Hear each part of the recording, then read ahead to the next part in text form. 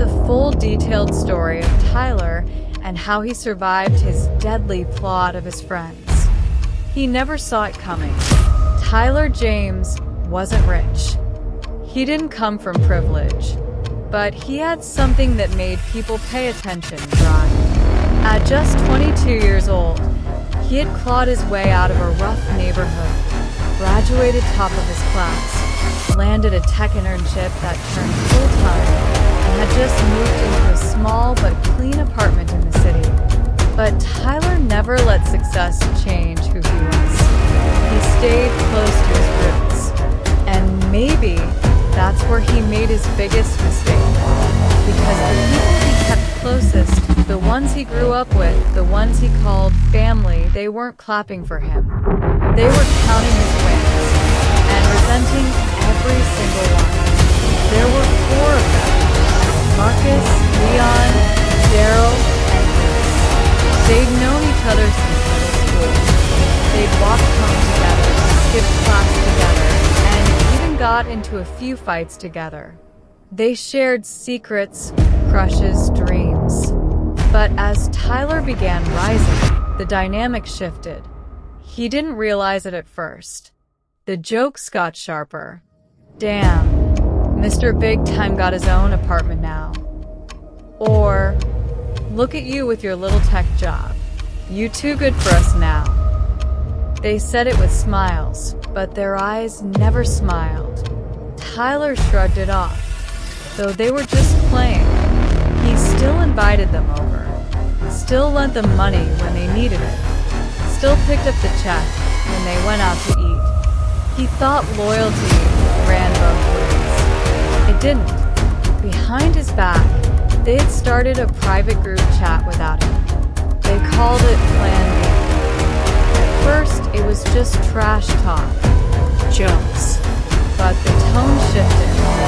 Yo, you got life insurance? Bro, he walks that same block every night. Easy money. Y'all really down to do this, or just talking? Reese, so-called best friend, was the most involved. The one who Tyler trusted to borrow his car anytime he asked. The one who knew his work schedule, who had keys to his apartment in case of emergencies.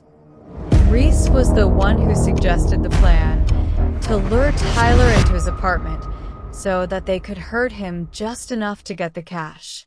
Maybe even make it look like a random mugging gone wrong. The plan was simple: catch him after work. Late. No cameras on that side street. Tyler always walked the same path. No idea of the world around him. They'd already cased the area. They watched him, tracked how long it took him to walk from the station to his door. Exactly 7 minutes. But what they didn't plan for was a neighbor's dog. Unfortunately for them, the dog was adopted on the exact same day. Was this a coincidence? On the night it was supposed to go down, Tyler was walking home, same as always.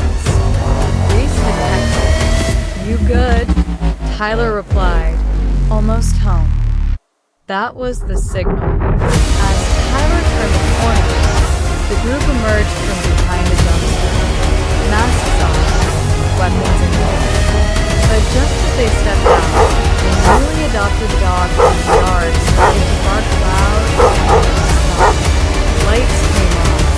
A neighbor opened their window and noticed what was going on because it was something that rarely happens in that neighborhood, as the neighbor thought, and decided to call the police. Didn't take the police minutes to arrive because they were just set for a patrol right in the same exact neighborhood. They had no idea this would happen. They never even thought of it. Hearing the police car sirens and very bright lights, they scattered. Tyler, oblivious, made it home. He had no idea he had just escaped an ambush by seconds. The next morning he felt weird, unsettled.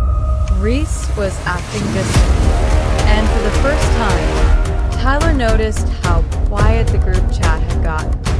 Something felt wrong. 2 days later, he got message on Instagram. No name, just screenshots.